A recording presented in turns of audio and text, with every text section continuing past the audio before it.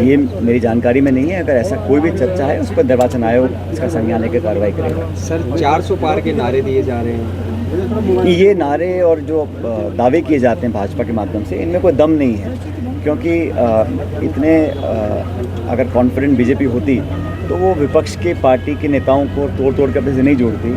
और जनता भी समझ गई है कि बार बार वही नारे, वही जुमले, वही आश्वासन, वही वादे।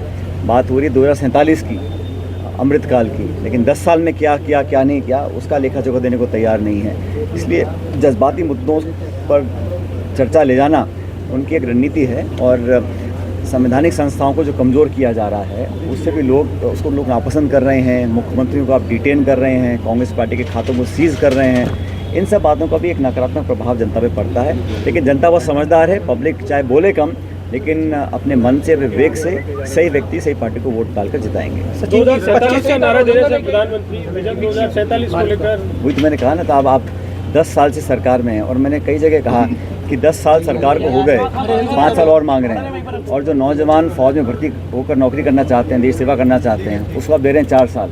इसलिए हमने कहा अग्निवीर वाली जो योजना है इसको हम समाप्त करेंगे। नौजवानों को पूरा मौका मिलना चाहिए, अपनी फ़ौज में जाएं, देश की सेवा करें। तो कहना कुछ और करना कुछ।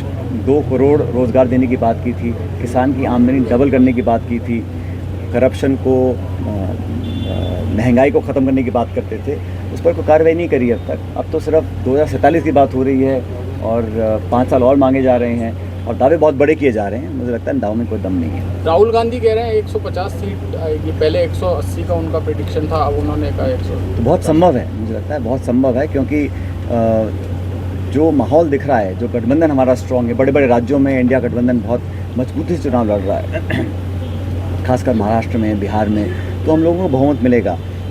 मैं जम्मू कश्मीर होकर आया हूँ, मैं अब केरला जा रहा हूँ, तो देश के अलग अलग कोनों में आवाज़ उठ रही है बदलाव की। और मैं फिर कहता हूँ, ये चुनाव बदलाव का चुनाव है, और इसकी सुबगाहट पूरे देश में मुझे देखने को मिली। एक आरक्षण का बड़ा मुद्दा बन रहा है सर, ST/SC रिजर्वेशन लेकर प्रधानमंत्री मन से सफाई खत्म नहीं करेंगे। भाई, अगर ऐसी कोई चर्चा भाजपा के नेता नहीं करते तो सफाई देने की ज़रूरत ही नहीं पड़ती।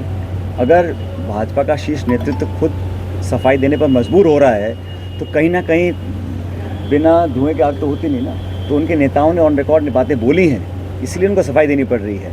जब राजीव गांधी जी के पास 400 सांसद थे, उन्होंने कभी ऐसी सफाई दी ना, हमारे किसी नेता ने ऐसी बात बोली। तो कहीं ना कहीं इन बातों में कुछ तथ्य होगा, इसीलिए बार बार सफाई देनी पड़ रही है बीजेपी। आप पूरे देश में जा रहे हैं, कोई अंडरकरंट दिख रहा है क्या? मुझे तो ये कोई वेव नहीं दिख रही है इसमें, और बहुत कोशिश की गई इस चुनाव में जज्बाती मुद्दों को हवा देने की, लेकिन पब्लिक बहुत समझदार है, किसान आंदोलित है, नौजवान बदलाव चाहता है, शिक्षित बेरोजगारों का भविष्य अंधकार में है, महिलाएं भी आज त्रस्त हैं। सब लोग चाहते हैं कि बदलाव हो, और ऐसे लोगों को मौका दें जो सचमुच में विकास की बात करते हों। जज्बाती मुद्दों पर राजनीति कब तक अपना काम चलाएंगे? डॉक्टर केवलाल मीणा के बयान में स्थानीय वायरल हो रहा है सर कि वो सरकारी कर्मचारी ध्यान दें, चुनाव के बाद सबका हिसाब किताब होगा। जो भी कोई ऐसे नेता बात करते हैं वो सब रिकॉर्ड पे आता है, और मैं उम्मीद करता हूँ निर्वाचन आयोग कि वो निष्पक्ष कार्रवाई करे। सत्ता या सत्ता के प्रभाव में आकर कोई भी अधिकारी अगर काम करता है तो मैं समझता हूँ वो चुनाव आचार संहिता का उल्लंघन है।